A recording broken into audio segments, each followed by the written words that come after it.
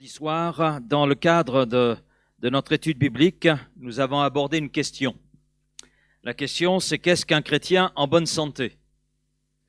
Et nous avons vu que les Français s'intéressaient beaucoup à leur santé physique. Les chiffres, j'en ai cité quelques-uns. Entre autres, j'ai cité pour l'année 2022 la dépense de santé pour un Français, pour chaque Français, s'élevait à 4 600 € par habitant, par an.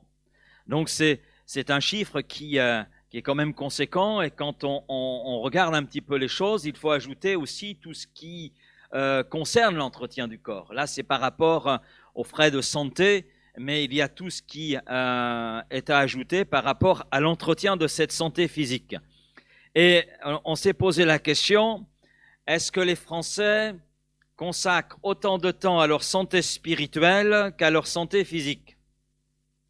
Alors, il suffit de regarder finalement l'état de notre société, l'état de notre pays, pour dire que non, les Français ne consacrent pas autant à leur santé spirituelle qu'ils peuvent consacrer à leur santé physique, parce que les choses seraient très différentes dans notre société. Et puis, on est arrivé à une autre question. Est-ce que, en tant que chrétiens, nous prenons autant soin de notre santé spirituelle que nous pouvons le faire pour notre santé physique? En France, on dénombre 0,6% donc de personnes nées de nouveau, d'accord, converties selon les critères bibliques. Et sur ces 0,6% de Français nés de nouveau, combien prennent autant soin de leur vie spirituelle qu'ils peuvent le faire pour leur santé physique? Et nous en sommes arrivés à cette autre question. Finalement, à quoi ressemble un chrétien en bonne santé? Il ressemble à un pactos, qui vient du latin pacte, conclu, qui vient aussi d'un autre terme latin, pactus, qui signifie fiancé. Et l'Église, c'est la fiancée. L'Église a conclu aussi un pacte, une alliance avec Dieu. Elle appartient à Dieu. Et bien sûr, c'est un terme pour que l'on retienne un petit peu les choses. Un pactos, paix pour parole. On a vu un chrétien en bonne santé connaît Dieu à travers la parole de Dieu qui est appliquée dans sa vie, et cela sous la conduite du Saint-Esprit. Le Saint-Esprit vous rappellera tout ce que je vous ai enseigné. L'onction du Saint-Esprit vous enseigne, etc. Donc, on a besoin, c'est vrai, de cette action du Saint-Esprit dans nos vies pour comprendre la parole de Dieu et pouvoir l'appliquer. Et c'est vrai qu'il n'y a pas de vie spirituelle sans la parole de Dieu. Dieu utilise la Bible pour nous donner la vie spirituelle. La parole de Dieu est aussi la façon dont Dieu soutient notre vie spirituelle. La foi vient de ce que l'on entend vient de la parole de Christ. Mais cette même parole nourrit la foi. Non seulement la parole fait naître la foi, elle fait naître cette vie spirituelle en nous, mais elle alimente cette vie spirituelle. Donc un chrétien en bonne santé est un chrétien qui lit, médite et met en pratique la parole de Dieu. Ça, c'est ce que nous avons vu jeudi soir. Et je poursuis avec ce deuxième point ce matin. C'est l'adoration. Comme adoration. Un chrétien en bonne santé manifeste un style de vie d'adoration et de prière basé sur une communion étroite et quotidienne avec Dieu. Amen. Voilà ce qu'est un chrétien en bonne santé. Un des éléments qui fait qu'il est en bonne santé. Et nous pourrions lire dans l'Évangile selon Jean, chapitre 4, le verset 22, 23 et 24. Ces trois versets, c'est dans le dialogue entre Jésus et la femme samaritaine. On connaît l'histoire, donc je ne vais pas la reprendre, mais je veux juste m'arrêter sur ces quelques versets. Jésus dit, vous adorez ce que vous ne connaissez pas. Nous adorons ce que nous connaissons, car le salut vient des Juifs. Mais l'heure vient, et elle est déjà venue, amen, où les vrais adorateurs adoreront le Père en esprit et en vérité. Car ce sont là les adorateurs que le Père demande. Dieu est esprit et il faut que ceux qui l'adorent en esprit et en vérité. Dieu nous a créés. Il est notre créateur. Et ce qu'il fait est bon et beau. On a, par rapport à la création, une expression qui revient. Dieu vit que cela était bon. Dieu vit que cela était très bon. Et à la fin, Dieu se reposa de tout ce qu'il avait fait. Il se reposa pour le contempler. Donc Dieu nous a créés. Il est notre créateur. Cela signifie que Dieu mérite l'honneur. Amen. Mérite l'honneur en tant que créateur. On est d'accord? Vous me dites si vous n'êtes pas d'accord. Et à l'issue du culte, on en discute. Hein? D'accord? Dieu a donné pour le salut des pécheurs ce qu'il avait de plus précieux. Jésus-Christ, son Fils unique. Son Fils unique a accepté de quitter la gloire, de se faire homme, de s'incarner, venir homme, simple homme, de mourir à notre place sur la croix. Et tout cela, il l'a fait par amour pour nous. C'est vrai qu'il a obéi au Père, c'est le plan du Père, mais le Fils a fait plus que cela, il nous a aimés, il a donné sa vie par amour pour nous, il le dit lui-même. Dans l'évangile de Jean, chapitre 10, entre autres. Mais le Père a donné son Fils par amour aussi pour nous. Et nous connaissons ce verset, si je vous dis Jean, chapitre 3, verset 16, vous le connaissez, car Dieu a tant aimé le monde, il a tant aimé Jean-Marc, il a tant aimé David, il a tant aimé Rosetta, il a tant aimé Anthony, il a tant aimé chacun d'entre nous, qu'il a donné son Fils unique, afin que quiconque croit en lui ne périsse pas à cause du péché, à cause de son état, mais au contraire accède à la vie de Dieu, à la vie éternelle. Maintenant, il y a le verset aussi 17. Vous connaissez le verset 17? Dieu, en effet, n'a pas envoyé son Fils dans le monde pour juger le monde, mais pour que le monde soit sauvé par lui. L'incroyable amour et la grâce merveilleuse de Dieu envers nous est manifestée de façon concrète, visible, en Jésus-Christ, signifie que Dieu mérite encore plus notre adoration. Et là, toute l'Église dit Amen. Vous ne semblez pas convaincus. Mais quand on considère l'œuvre accomplie par Jésus-Christ, que Dieu a fait tout cela, que son Fils l'a fait uniquement par amour pour nous, ça mérite notre adoration. Ça mérite notre adoration. Et je crois que le terme mériter est bien trop faible, comparé à tout ce que Dieu a fait, et surtout pour qui il l'a fait. Parce qu'il l'a fait pour des gens qui lui avaient tourné le dos. Il l'a fait pour des gens qui ne méritaient pas cela. On ne mérite rien de la part de Dieu. Tout est grâce. Tout est grâce. L'adoration est donc notre réponse à Dieu à cause de qui il est et à cause de ce qu'il a fait.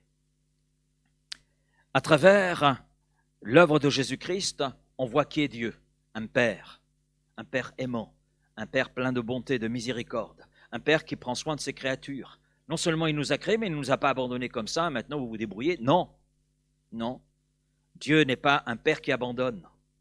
C'est un Père qui prend soin de sa création, qui prend soin de sa créature.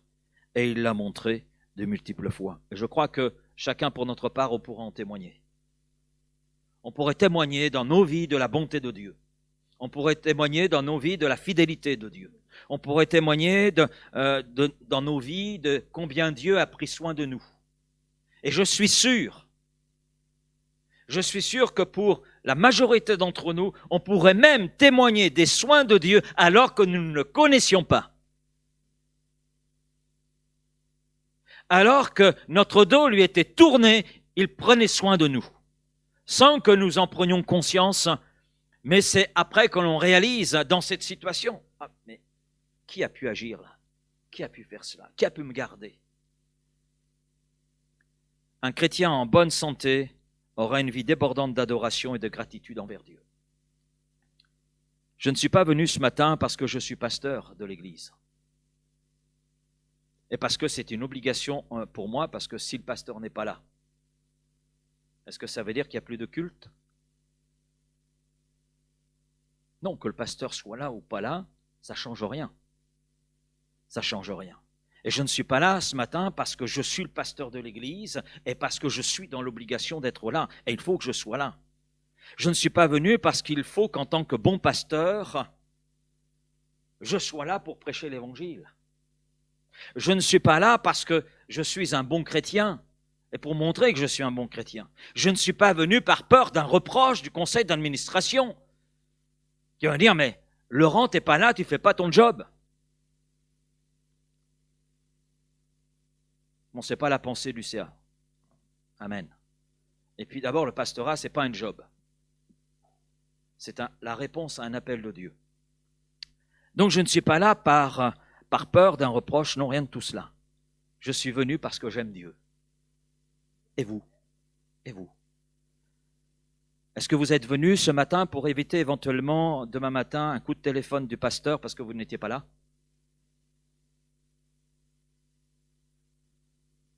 Est-ce que vous êtes venu parce qu'il faut venir? Si je ne viens pas, mais c'est un péché devant Dieu.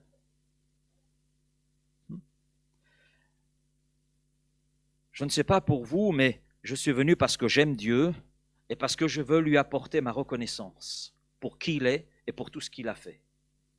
Et puis, je suis venu parce que j'aime mes frères et sœurs. Amen.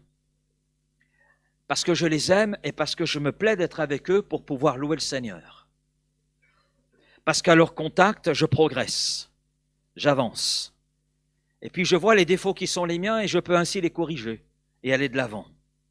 Oui, le Dieu que je connais est un Dieu unique, Dieu véritable, saint, tout-puissant, plein de bonté et d'amour.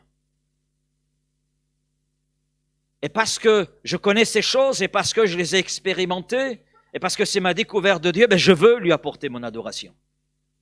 Le Dieu que je connais a sauvé mon âme. Il a sauvé la vôtre? Oh, il y a peu d'amen là. Je suis venu ce matin parce que le Dieu que je connais a pris soin de ma vie jusqu'à aujourd'hui. Et il m'a béni de toutes sortes de bénédictions. Et en raison de tout ce qu'il a fait et qu'il fera, eh bien, je veux lui apporter mon adoration. Et vous?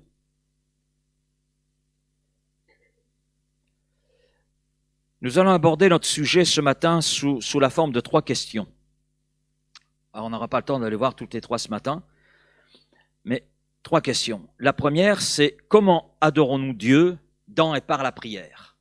C'est la première question. Parce que la prière est l'une des façons avec laquelle nous adorons Dieu, pour qui il est, et c'est une façon également d'exprimer notre dépendance. Parce que c'est ça, adorer.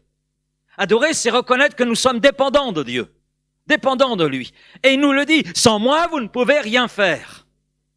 Mais sans lui, non seulement on n'est rien, mais sans lui, on ne peut pas apporter de fruits. Ensuite, nous prendrons un peu de recul et nous regarderons plus précisément le thème de l'adoration et à quoi ressemble une mauvaise adoration. Et bien sûr, à quoi ressemble une adoration juste, conforme au cœur de Dieu? Ce sont les questions sur lesquelles nous allons nous arrêter. Mais on va commencer par la première. Comment adorons-nous Dieu dans et par la prière? Je ne sais pas si vous avez lu Éphésiens, l'épître aux Éphésiens. Vous avez déjà lu cette épître, peut-être lu pour plusieurs. Vous avez remarqué que dans les 3 premiers chapitres de cette lettre aux Éphésiens, Paul parle de tout ce que nous avons en Jésus. Moi, j'aime régulièrement lire cette épître. J'aime cette épître. Souvent, quand on lit l'épître aux Éphésiens, on retient la fin. Vous savez, la fin, l'armure du chrétien. Hein? On retient le fait qu'on n'a pas à combattre contre la chair et le sang, mais contre les puissances et dominations dans les lieux célestes. Et que pour pouvoir assumer ce combat, Dieu nous accorde une armure. Mais je vais vous dire, tout cela n'a aucun sens si on ne commence pas par le chapitre 1er. Tout cela n'a aucune réalité si on n'aborde pas les 3 premiers chapitres. Parce que les 3 premiers chapitres nous parlent de tout ce que nous avons en Jésus-Christ. Et c'est parce que nous avons tout en Jésus-Christ que nous pouvons alors combattre le bon combat de la foi. Et combattre contre les puissances des ténèbres. Sans cela, ça ne sert à rien. Et que nous dit l'apôtre Paul dans ces 3 premiers chapitres? Déjà au chapitre 1er, au verset 4, Paul nous dit que nous avons été choisis par Dieu. Regardez votre voisin et dites-lui, tu as été choisi par Dieu. Amen. Et répondez à votre voisin en lui disant, moi aussi.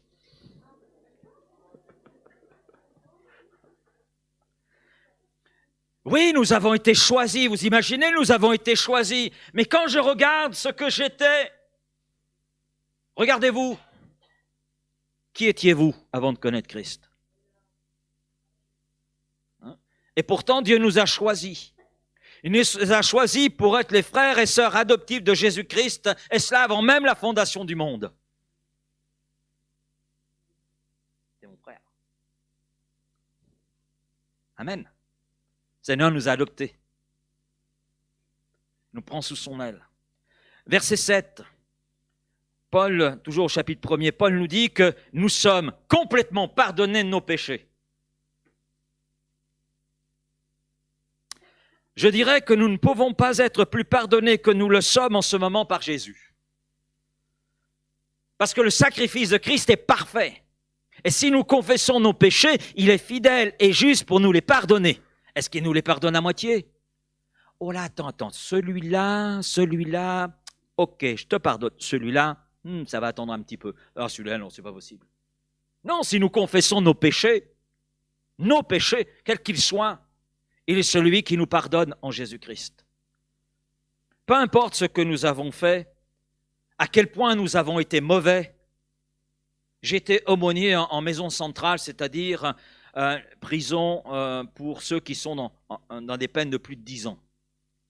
Et oui, j'ai rencontré toutes sortes de gens.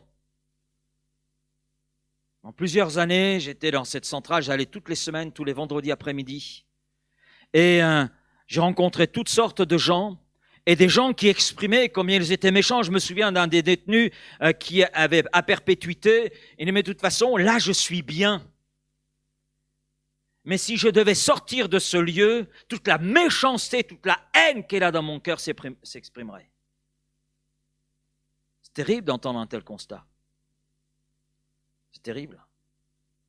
Mais peu importe ce que nous avons fait, ou à quel point nous avons été mauvais, parce que dans cette même maison centrale, j'ai vu des gars dont je préférais ignorer leur casier judiciaire, qui ont découvert Jésus-Christ. Amen. Et si les hommes gardent un casier judiciaire, Christ l'efface par son sang. Oui, peu importe ce que nous avons fait ou à quel point nous avons été mauvais, tout a été enlevé par Jésus le jour où nous nous sommes repentis et le jour où nous avons confessé nos péchés à Christ. Bien sûr, cela ne veut pas dire que nous sommes parfaits. On le comprend cela. Mais cela veut dire que nous avons chaque jour recours à Christ. Cette nature pécheresse qui veut peut-être reprendre ses droits à certains moments, eh bien cette nature, nous pouvons la dominer, amen. Parce que cette vie spirituelle que nous avons en Jésus-Christ nous permet de dominer cette vie qui est là en nous. Marquée, dominée par le péché et qui veut quelquefois regimber. Bien sûr, nous pouvons, si nous tombons, avoir quelqu'un pour nous relever. Dans la mesure où nous nous repentons et nous confessons notre péché, nous sommes alors pardonnés et restaurés. C'est ce que l'apôtre Jean dira dans sa première épître. Et puis en Jésus-Christ, nous sommes rendus capables de résister à la tentation, amen, et d'être vainqueurs parce que Christ en nous, par son esprit, nous rend plus que vainqueurs. Et nous sommes les temples du Saint-Esprit. L'apôtre Paul va même jusqu'à dire le temple de Dieu. Oui, le Saint-Esprit est Dieu, au même titre que le Fils et que le Père. Donc nous sommes la demeure de cette personne divine qu'est le Saint-Esprit. Quelle grâce! Et cette personne divine est appelée le consolateur, celui qui est en nous, à côté de nous, avec nous. Donc dans nos combats, devant les tentations, devant les situations que nous rencontrons, mais aussi devant la parole de Dieu pour que nous la comprenions et que nous puissions l'appliquer. Amen. Éphésiens, verset 14, nous dit que nous recevrons un héritage en Jésus qui est au-delà de tout ce que nous pouvons penser et imaginer. Alors moi, j'imagine une villa avec jacuzzi. Hein? On en imagine des choses, non? Mais l'héritage qui nous est réservé va au-delà de toute conception humaine, de tout ce qu'on peut imaginer. Alors je ne sais pas ce que vous en pensez. Je ne prends que quelques extraits de ce que Paul dit aux Éphésiens, mais je pense qu'il est difficile de concevoir à quel point nous sommes aimés de Dieu. Je ne sais pas pour vous, mais pour moi c'est clair. Seigneur, tu m'aimes. À vrai dire, je ne sais pas jusqu'à quel point, parce que dans la mesure où tu as donné le meilleur qui était ton Fils, donc quelle est réellement la dimension de l'amour de Dieu? Je ne sais pas. Parce que ça me dépasse. Ça me dépasse. Et parce que je ne veux pas limiter cet amour de Dieu. Et cet amour envers nous était là avant même que nous le découvrions. La parole de Dieu nous dit que Dieu nous aime de toute éternité. C'est d'ailleurs ce que dit ce texte, c'est Jésus lui-même. Jean 3,16, c'est Jésus qui parle. Car Dieu a tant aimé. À partir de quand il nous a-t-il aimés? Pas à partir du sacrifice de Jésus-Christ, il nous a aimés bien avant. Depuis la fondation du monde. Et Jérémie, chapitre 31, verset 3, « De loin l'Éternel se montre à moi. » Et Dieu lui dit, « Mais je t'aime d'un amour éternel. C'est pourquoi je te conserve ma bonté. » Waouh! Jérémie est là devant toute la révélation de l'amour de Dieu pour lui. Je t'aime d'un amour éternel. Oui, l'amour de Dieu n'est pas un amour pâquerette. Vous savez ce qu'est un amour pâquerette? Vous savez ce qu'est une pâquerette? Hein? Voilà, Christine sait de quoi il s'agit. Je t'aime un peu, beaucoup, passionnément, à la folie, plus du tout. Dégage, sors tes Kleenex. Ça, c'est l'amour conçu ici-bas. Mais l'amour de Dieu, c'est pas cela. C'est pas un amour pâquerette. C'est un amour éternel. Je t'aime d'un amour éternel. C'est pourquoi je te conserve ma bonté. Wow. Dieu nous aime, et ce n'est pas parce que nous le méritons. Nous ne méritons pas d'être aimés de Dieu. C'est lui qui a choisi de nous aimer. C'est son choix. C'est son choix. Et Éphésiens chapitre 2, verset 10, nous dit que nous sommes le chef-d'œuvre de Dieu, qu'il n'y a rien de plus grand que Dieu ne fera jamais dans tout l'univers que ce qu'il a déjà fait en nous, par nous, et cela à travers le don de Jésus. Waouh! Et là, je me dis, mais qui sommes-nous à l'échelle de l'univers? Qui sommes-nous? Un si petit grain de sable qu'il est impossible de le voir. C'est vrai à l'échelle de l'univers. On est quoi? Juste un petit grain de sable, hein? Mais ce petit grain de sable que nous sommes est le chef-d'œuvre de Dieu. Waouh! Tapez sur votre voisin qui est devant et dites-lui à l'oreille, tu es un chef-d'œuvre de Dieu.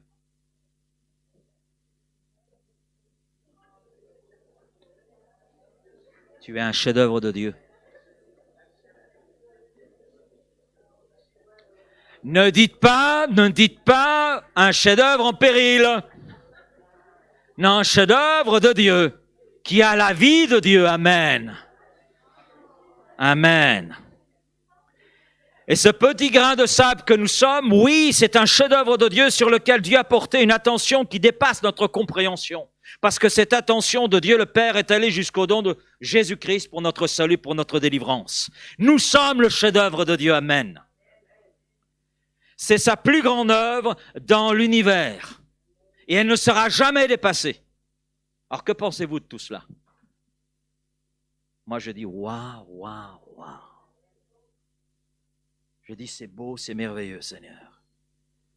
Alors vous allez me répondre, mais pasteur Laurent, ou Laurent tout court. Mais tout cela on le sait déjà. Oui, je suis d'accord avec vous. Moi aussi je le sais déjà. Je ne fais que dire ce matin ce que nous savons déjà. Et j'espère que nous le savons. Hein? Si vous ne le savez pas, mais vous le savez maintenant. Mais moi, j'aime le redire. Amen.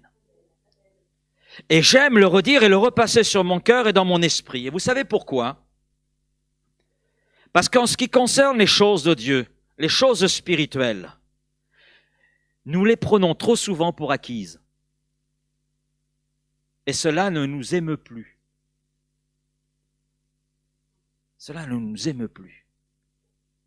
Souvenez-vous le jour où vous avez réalisé votre état de péché. Fermez les yeux un instant et rappelez-vous de ce jour-là. Le jour où vous avez découvert qu'en Jésus-Christ, Dieu vous aimait et que Dieu était là, prêt à pardonner votre péché. Souvenez-vous de ce moment-là. Souvenez-vous de ce jour. Et souvenez-vous de l'émotion que tout cela a produit dans votre cœur. Vous vous souvenez de cela? Moi, je m'en souviens. Et j'aime me le rappeler. Et j'aime me le rappeler dans les moments difficiles. Mais j'aime me le rappeler aussi lorsque je viens pour apporter ma louange avec le peuple de Dieu. J'aime me rappeler de ce jour sous une toile de tente bleue et blanche où j'entendais l'évangile comme jamais je ne l'avais entendu. Et où le Seigneur a touché mon cœur, m'a transpercé de part en part. Et je me souviens, et je ne suis pas quelqu'un de très expressif, et je me souviens des émotions intérieures que cela a suscité en moi. Je m'en souviens de cela. Vous vous en souvenez? Je me souviens de cela. Que d'émotions. Est-ce que vous revoyez ces choses? Moi, je les revois. Quand je repense à tout cela, je ressens encore ces émotions. Est-ce que vous vous souvenez de la joie que cela a procuré? Pour certains, moi c'était le cas, j'ai pleuré comme une madeleine. J'ai pleuré et pleuré. Et ensuite, j'ai ri. J'ai ri parce que je réalisais que j'étais pardonné. Il y a une joie que je ne connaissais pas. Et puis une paix, quelque chose d'indescriptible qui a envahi mon cœur et mon âme.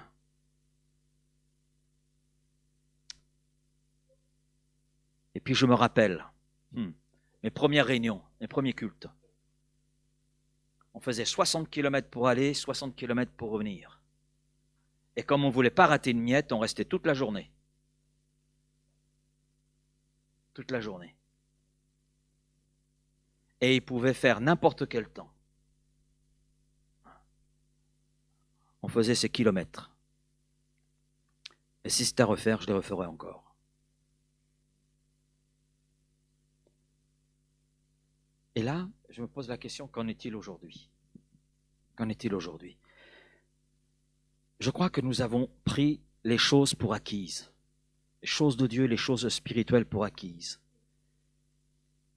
Et le message de l'Évangile aujourd'hui ne nous prend plus aux tripes. Excusez-moi pour cette expression. Quand on se souvient des émotions qui ont été les nôtres au moment où nous avons découvert notre état de péché, au moment où nous avons découvert le pardon de Dieu, découvert qui était Dieu, son amour pour nous, combien ça nous a saisis.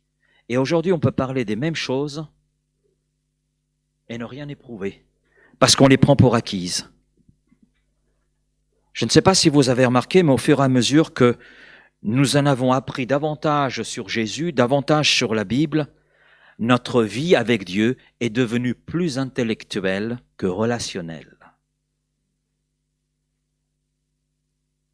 Oui, plus nous en avons appris, plus nous avons avancé dans les voies de Dieu, et plus notre vie spirituelle a été une vie intellectuelle plus que relationnelle. Mais la vie spirituelle est premièrement relationnelle. Relationnelle. Aujourd'hui, je ne vous poserai pas la question. Je ne vais pas vous mettre mal à l'aise. Nous venons au culte, nous venons avec notre intellect, avec notre intelligence. On ne vient plus avec le même cœur qu'était le nôtre le jour où nous avons rencontré Christ. On ne vient plus avec les mêmes émotions, on ne vient plus avec les mêmes envies. Alors que, normalement, on devrait avoir plus envie. Oui. Parce que ce que nous avons découvert était ce qu'il y avait de plus essentiel à notre vie. Mais comme on a pris les choses pour acquises, on s'est habitué à ces choses-là, c'est acquis. Et on intellectualise et on n'est plus dans le relationnel. Ouais. Mais la vie spirituelle est premièrement relationnelle. Et l'apôtre Paul le savait très bien. Le savait très bien. parce qu'il écrit une courte exhortation aux Thessaloniciens. Il dira aux Thessaloniciens, priez sans cesse. Priez sans cesse.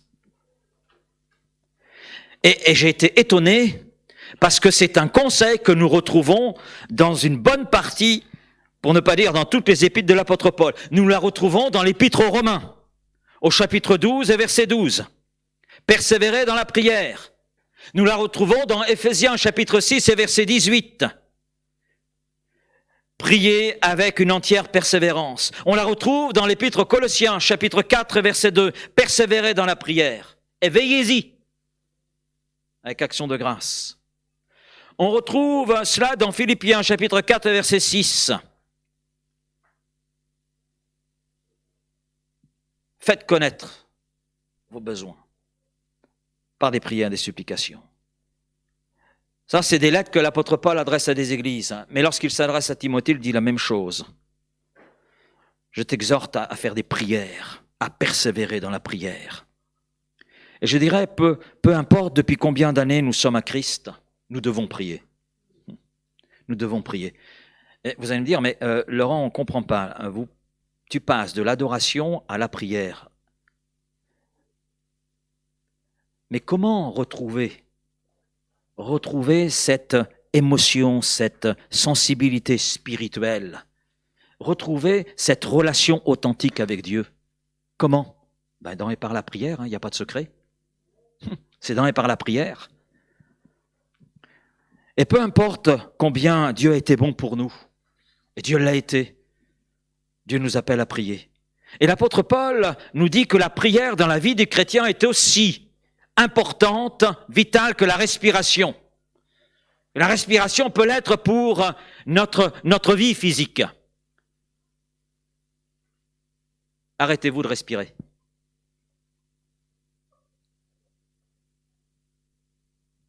Vous allez me dire, mais non, Laurent, tu ne peux pas nous demander ça. Ne plus respirer, c'est ne plus vivre. Ben oui, c'est vrai. Tout comme nous ne pouvons pas retenir notre souffle et fonctionner efficacement en tant qu'être humain, nous ne pouvons pas vivre une vie spirituelle et chrétienne saine sans une vie de prière, persévérante, régulière. Nous ne pouvons pas vivre sans oxygène. Nous ne pouvons pas avoir de vie spirituelle sans une relation avec celui qui en est la source de cette vie spirituelle, Dieu, notre Père. Et Paul met l'accent sur l'aspect relationnel de la vie spirituelle. C'est une relation. C'est une relation, c'est vrai, qui touche notre cœur, qui touche notre intellect, qui touche tous les espaces de notre vie. Mais c'est avant tout une relation. Et Paul met l'accent là-dessus. Et la prière, c'est le canal par lequel nous entretenons cette relation. D'où cette parole de Paul, priez sans cesse, c'est-à-dire sans discontinuer, que nous en ayons le désir ou pas. Parce qu'il y a des fois, vous n'avez pas envie de venir à la réunion de prière du mardi soir. Mais il y a quelque chose qui vous force à venir. Dites-moi si je me trompe. Allez, nous sommes tous pareils. Il y a des mardis soirs où nous sommes fatigués. On sort d'une journée de travail. Oh, il y a les embouteillages. Là. Je suis fatigué. J'ai pas envie d'aller à la réunion de prière. J'ai pas envie de prier avec mes frères et sœurs. J'ai déjà pas envie de prier tout seul, alors... Ça vous arrive, Oui. Eh bien, l'apôtre Paul dit prier sans cesse, que tu en aies envie ou non. Parce que c'est vital pour toi, comme l'oxygène que tu respires. Examinons quelques points soulevés par l'apôtre Paul au sujet de la prière. Faites en tout temps par l'esprit toutes sortes de prières. Ce qui veut dire que nous devons faire toutes sortes de prières, et cela en tout temps. Faites en tout temps, par l'esprit, toutes sortes de prières. Le mot prière dans ce verset est un mot général qui se rapporte à la prière dans toutes ses différentes formes et manières. Ce qui veut dire que nous pouvons prier en privé ou en public, publiquement à l'église. Nous pouvons prier à haute voix, comme nous pouvons prier en silence dans notre cœur. Nous pouvons prier en lisant un psaume ou en utilisant un chant qui exprime ce que nous ressentons. Nous pouvons prier pour demander à Dieu quelque chose, lui exposer nos besoins. Nous pouvons passer du temps à remercier Dieu pour qui il est et ce qu'il a fait pour nous. où nous pouvons appeler son aide dans des moments particuliers de notre vie. Nous pouvons prier en conduisant. Mieux vaut prier les yeux ouverts que fermés à ce moment-là. Nous pouvons prier en marchant. Amen. Nous pouvons prier debout. Nous pouvons prier à genoux. Nous pouvons prier face contre terre. Nous pouvons prier allongé sur le dos. Ne fermez pas les yeux dans ces moments-là. Nous pouvons prier seuls, en groupe, en famille, avant les repas, après les repas. Voire même pendant le repas. Nous pouvons prier le matin, nous pouvons prier l'après-midi, nous pouvons prier le soir, nous pouvons prier la nuit. Paul nous dit de prier de toutes les manières possibles et quelles que soient les circonstances. Parce que la prière, c'est l'oxygène dont nous avons besoin pour conserver cette relation dynamique et vivante avec Dieu notre Père. Et puis il utilise un deuxième mot. C'est le mot supplication.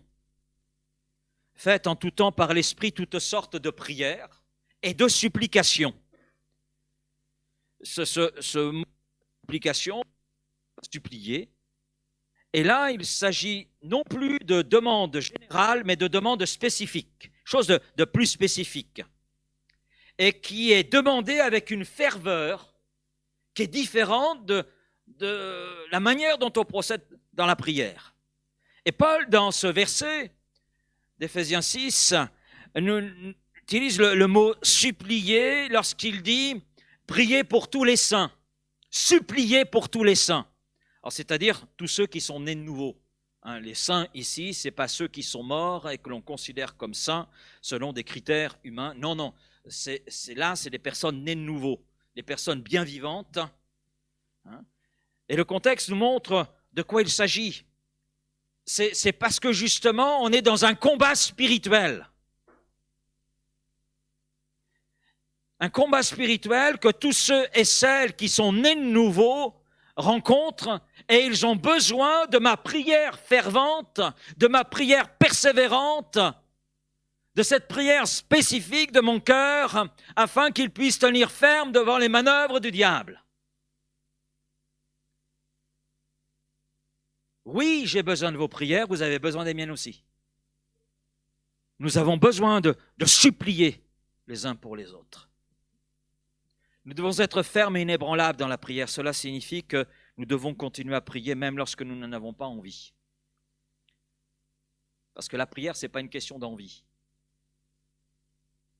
Et trop souvent, justement, nous mettons l'accent sur « j'ai envie » ou « je n'ai pas envie ». C'est la même chose pour le service, parce que tout s'en ressent. Quand on a cette conception par rapport à la prière, c'est la même conception pour la louange, c'est la même conception pour tout. Pour tout. Ben non. Je ne sers pas le Seigneur parce que j'en ai envie ou pas envie. Non, c'est un ordre. Servez-moi et vous vivrez. Ah oui, c'est vital. Adorer? Oh ben non, je n'ai pas envie d'adorer. Ben, je suis désolé. Dieu s'est fait un peuple d'adorateurs en esprit en vérité. Alors soit tu appartiens à ce peuple, ou soit tu n'appartiens pas à ce peuple. Parce que le peuple auquel tu appartiens a besoin d'entendre ta louange. Il a besoin de ta louange. Et puis Dieu s'attend à entendre ta louange. Que tu en as envie ou pas envie. Oui. Même chose pour la prière, c'est pour tout pareil. Et trop souvent, « Ah ben non, frère, j'ai pas envie aujourd'hui... Eh bien, écoute, arrête de respirer. Tu n'as pas envie de respirer, respire plus. Mais tu vas voir ce qui va arriver. Eh oui, il faut être sérieux quand même. Prier avec persévérance. Alors, Paul met un accent sur ce point. Il connaît très bien la nature humaine. On est prompt à prendre des décisions, on est prompt à faire des promesses. Chérie, je te promets que...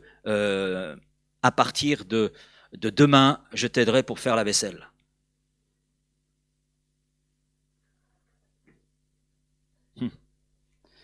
Taratata, oui. Persévérer dans la prière, Romains 12, 12. Veillez à cela avec une entière persévérance. Colossiens, persévérer dans la prière. Ce ne sont là que quelques textes. Nous devons persévérer dans la prière. Et la persévérance signifie faire preuve d'endurance. Cela signifie quoi? Ne rien lâcher. Ne rien lâcher. Peut-être qu'il y a sur ton cœur un fardeau. Peut-être qu'il y a un sujet de prière. Pense à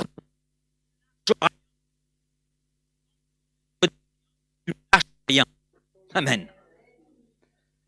Nous voulons être les bulldogs de la foi, dans la prière. Ne rien lâcher. Regardez bien, il y a un texte souvent qui est mal interprété. Vous allez comprendre pourquoi. Jésus donne une parabole dans Luc 18. Verset 1er, il dit, Jésus leur adressa une parabole. Donc une histoire qui peut être tirée d'un fait réel ou une histoire qui est inventée. Mais il y a un enseignement. Une parabole, un enseignement. Donc Jésus leur adressa une parabole. Quel est l'enseignement qu'il veut montrer dans cette parabole? Il nous le dit, pour montrer qu'il faut toujours prier et ne point se... L'histoire, c'est l'histoire d'un juge. Mais d'un juge qui est dans une ville et qui ne craint pas Dieu, il n'a aucune crainte de Dieu. Et puis il y a une veuve qui vient le voir et qui lui demande justice contre quelqu'un qui lui a fait tort. Et pendant un moment, le juge l'ignore. Écoutez, voyez avec ma secrétaire. Écoutez, vous avez rendez-vous en janvier. Elle revient en janvier. Écoutez, vous avez rendez-vous en mars. Et elle revient. Et finalement, ce juge qui ne craint pas Dieu, parce qu'il est épuisé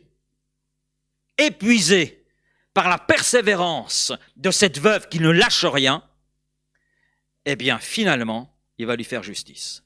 Et la parabole se termine par ces mots. Verset 7. Et Dieu ne fera-t-il pas justice à ses élus? On revient à Éphésiens. Qui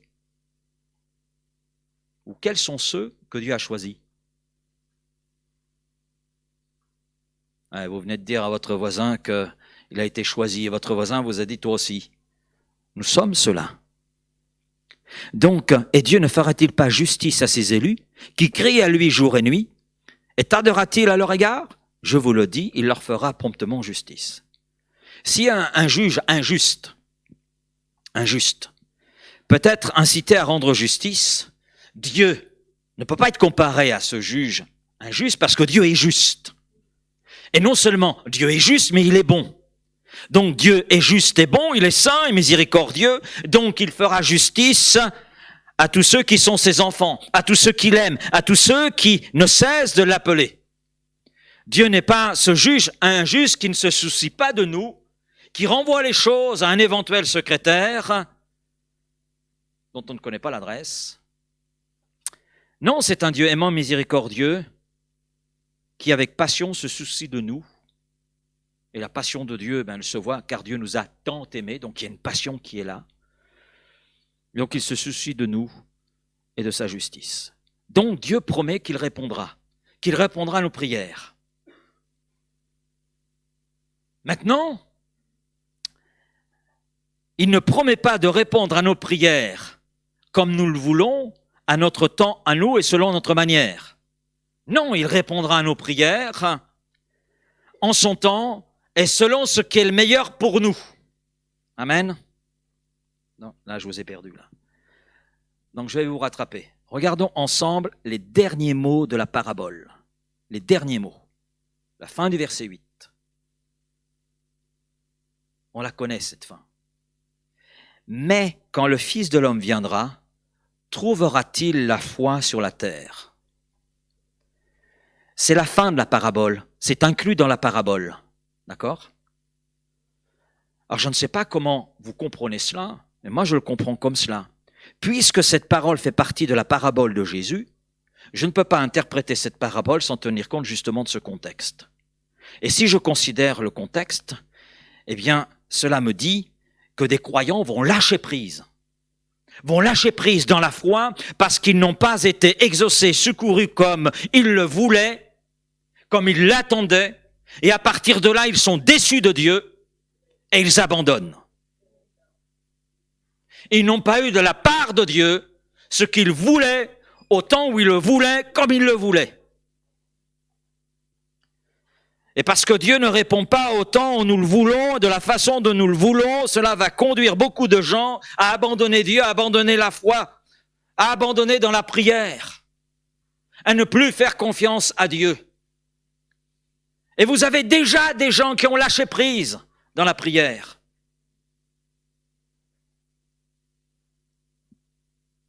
Alors, on ne va pas parler de ceux qui ne sont pas là. Nous, nous sommes là. Et toi? Et toi? Es-tu déçu de Dieu parce qu'il n'a pas répondu à tes prières? Autant où toi tu le voulais, comme toi tu le voulais, et de la manière dont tu le voulais? Eh bien, Jésus te dit ce matin, continue. Continue de prier, ne te décourage pas. Ne lâche rien. Tant que Dieu ne te dit rien, tu ne lâches rien. Tu ne lâches rien.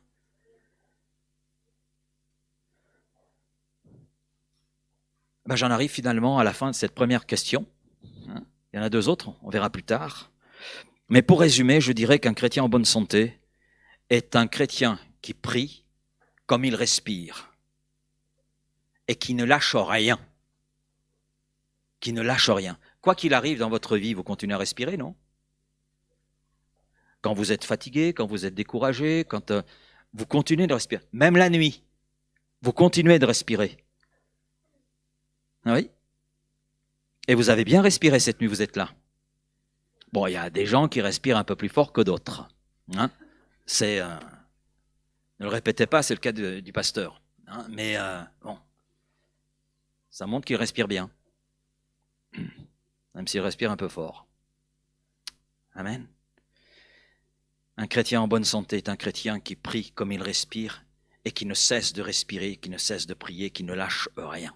Et la maturité spirituelle ne nous éloigne pas de la prière, bien au contraire, elle nous conduit à approfondir la prière parce que c'est approfondir notre relation avec Dieu. Amen. Merci Père pour ta parole. Merci pour ce que tu nous enseignes encore ce matin, ce que tu nous livres encore à travers ta parole. Oui Seigneur, et nous sommes là devant toi et nous sommes là avec toi et nous croyons Seigneur que tu viens tout simplement à notre secours. Oui Seigneur, par ta parole mais aussi par ton esprit parce que tu veux nous conduire à aller plus loin, à ne rien lâcher. Quoi qu'il en soit aujourd'hui, quelles que soient nos pensées, quel que soit l'état dans lequel nous pouvons être, nous ne voulons rien lâcher. Rien lâcher dans la prière, rien lâcher dans cette relation avec toi, parce que nous voulons avancer, avancer encore. Et nous savons, Seigneur, que tu es le Dieu bon à notre égard, que tu es le Dieu miséricordieux, que tu es le Dieu compatissant. Peut-être que nous sommes venus ce matin avec des prières qui sont là inexaucées, des prières qui restent en suspens. Eh bien, Seigneur, tant que tu ne dis rien, nous ne voulons rien lâcher. Tant que tu ne dis rien, nous voulons persévérer. Oui, Seigneur. Nous voulons être de ceux qui savent persévérer, qui savent aller de l'avant, qui savent maintenir cette relation spirituelle avec toi dans une réelle dynamique, dans une réelle fraîcheur. Oui, Père. Merci de nous aider, merci de nous conduire. Et merci parce que dans tout cela, Seigneur, tu veux nous faire encore découvrir nombre de facettes te concernant et concernant ton œuvre. Et nous t'en remercions, et cela dans le nom précieux de Jésus. Oui, Père, merci de ta bénédiction que tu fais reposer sur chacun d'entre nous rassemblés en ce lieu, mais également sur ceux qui nous écoutent sur le YouTube, sur le Facebook, sur les réseaux sociaux. Seigneur, tu les bénis et tu leur donnes, là aussi, par rapport peut-être à leur prière, de ne rien lâcher, mais de persévérer. Merci. Amen.